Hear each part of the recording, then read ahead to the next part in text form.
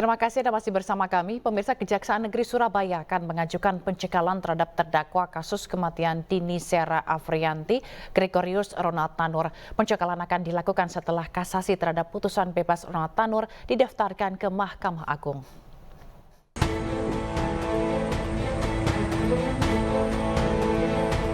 Kejaksaan Negeri Surabaya berencana mengajukan pencekalan terhadap Gregorius Ronald Tanur, terdakwa dalam kasus kematian Dini Sera Afriyanti.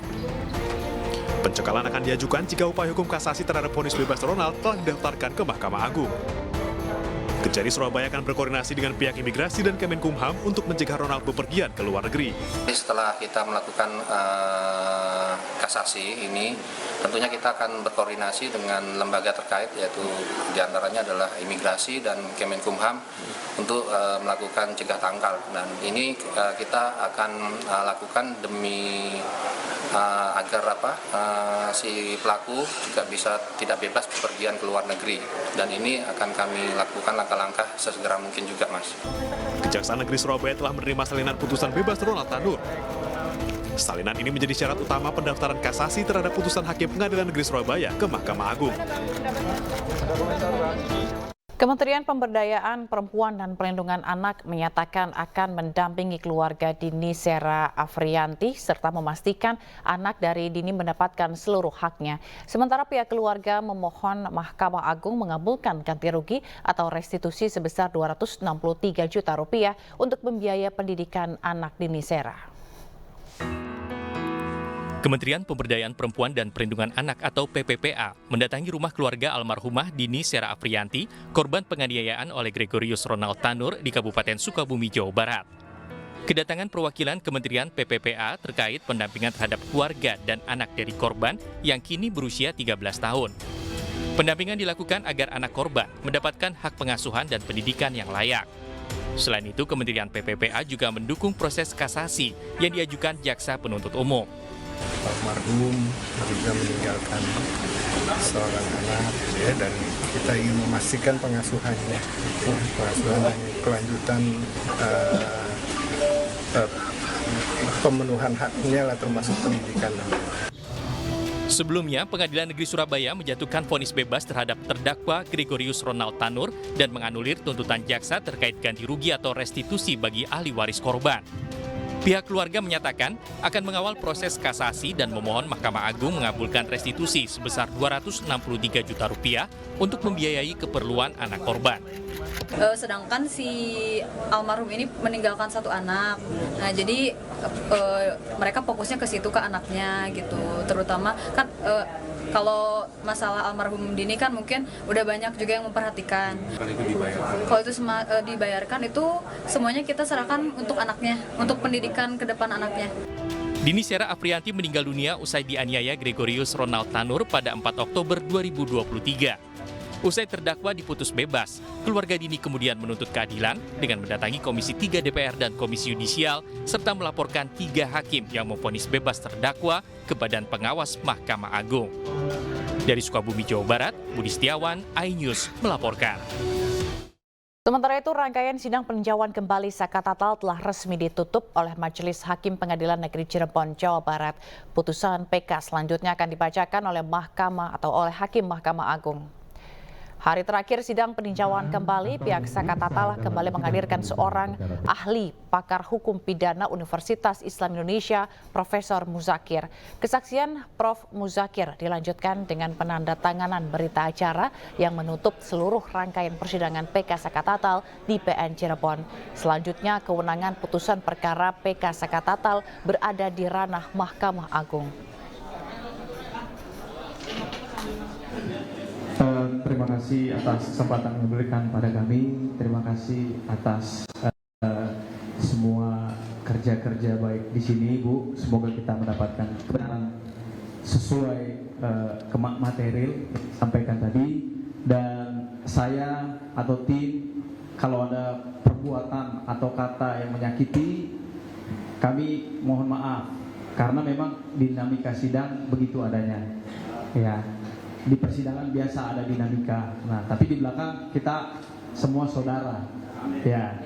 Nah, izin juga kepada Yang Mulia, terima kasih sudah memberikan kesempatan pemohon dan termohon untuk menyampaikan apa yang harus disampaikan kepada panitera, teman-teman semua, teman-teman media, kemudian teman-teman kepolisian, dan semuanya yang tidak dapat kami sebutkan satu persatu.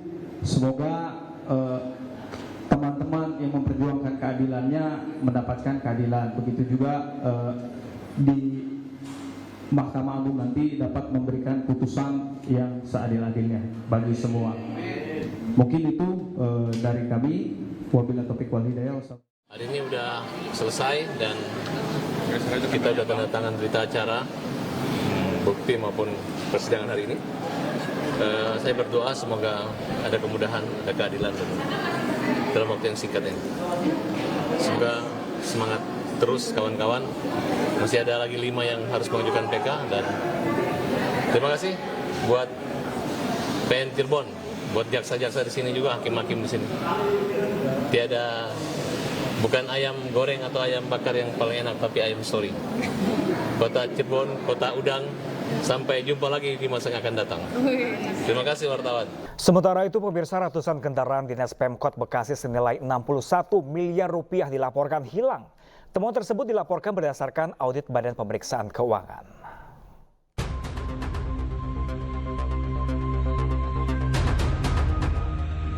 Sebanyak 635 unit kendaraan dinas pemerintah Kota Bekasi, Jawa Barat dilaporkan hilang.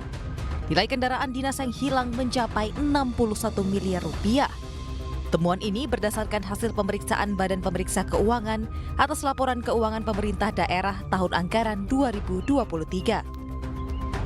Pihak Pemkot menyatakan belum mengetahui terkait hilangnya kendaraan yang merupakan aset pemerintah Kota Bekasi ini. Namun Pemkot berjanji akan mendata ulang seluruh kendaraan dinas untuk menanggapi temuan ini. Kalau berbicara raib juga saya belum tahu pasti beritanya, itu berkata orang. Karena ini kalau berbicara 600, kalau hilang ya kebangetan aja aset menurut saya. Mungkin ada, tinggal barangkali dibenahi terhadap di mana-mana aja kendaraannya. Karena kalau lihat dari tahun-tahun, mungkin ini dari tahun berapa ini ya beritanya ini kan. Saya khawatir ini adalah dari tahun seandainya, maaf ya, 2005 atau 2000 semenjak ada nih Pemkot lah gitu kan. Selain itu, pemerintah Kota Bekasi juga akan mengambil sejumlah langkah lain. Di antaranya memblokir tunggakan kendaraan rusak, dihibahkan atau dilelang oleh Pemkot. Dari Bekasi, Jawa Barat, Rahmat Hidayat, iNews melaporkan. Sementara itu, pemirsa, pemilik usaha gym di Pontianak, Kalimantan Barat akhirnya resmi ditahan. Tersangka ditahan setelah memenuhi panggilan kedua untuk menjalani pemeriksaan pasca tewasnya seorang wanita yang terjatuh dari lantai 3 ruko.